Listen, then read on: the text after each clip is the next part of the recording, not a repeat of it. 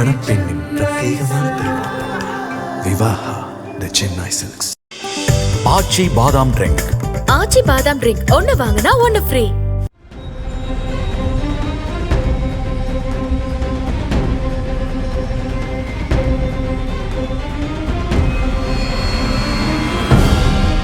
சென்னை மயிலாப்பூரை அடுத்த ராதாகிருஷ்ணன் சாலையைச் சேர்ந்தவர் 33 வயதான பிரசாத். அதிமுக ஐடி விங்கை சேர்ந்த இவர் தென் சென்னை மாவட்ட துணை செயலாளராக பதவி வகித்து வந்தார். கடந்த மாதம் பார் ஒன்றில் நடந்த அடிதடி தகராறில் அதிமுக நிர்வாகியான பிரசாத் என்பவரை போலீசார் கைது செய்தனர். தொடர்ந்து பிரசாத் அதிமுகவிலிருந்து நீக்கப்பட்ட நிலையில் போலீசார் அவரிடம் நடத்திய விசாரணையில் போதைப் பொருள் பயன்பாடு தொடர்பான திடுக்கிடும் தகவல்கள் வெளியாகின.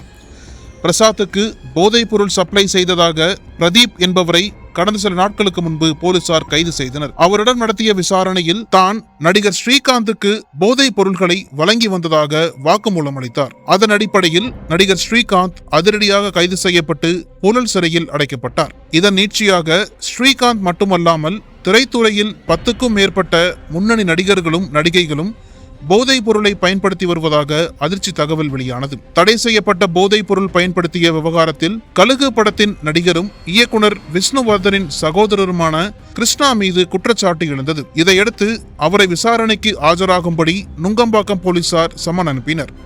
ஆனால் நடிகர் கிருஷ்ணா தனது செல்போனை சுவிட்ச் ஆஃப் செய்துவிட்டு தலைமறைவானார். இதனிடையே அவரை பிடிக்க 5 தனிப்படைகள் அமைக்கப்பட்டு தேடுதல் வேட்டை தீவிரப்படுத்தப்பட்டது.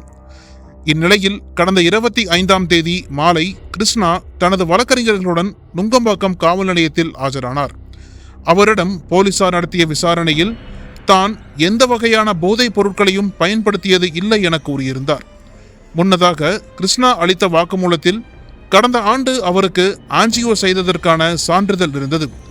அதேபோல் அவருக்கு இதய படபடப்பு, வாயு தொல்லை இருப்பதும் மருத்துவ அறிக்கையில் தெரிய வந்தது. இதனால் தன்னால் உயர் ரக போதைப் பொருளை பயன்படுத்த முடியாது என்று கிருஷ்ணா கூறியிருந்தார். மேலும் கூறுகையில் தனக்கு இதய படபடப்பு உள்ளது. இப்படி இருக்கும்போது நான் எப்படி போதைப் பொருளை பயன்படுத்த முடியும்?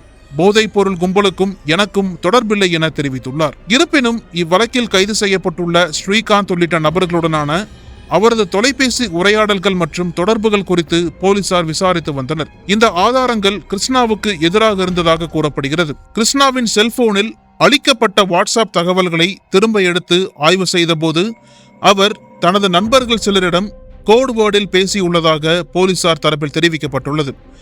அதில் நான் பெற்றுக்கொண்டேன், எடுத்துக்கொண்டேன் என்பது போன்ற வாசகங்கள் இடம்பெற்றிருப்பதாக தெரிகிறது.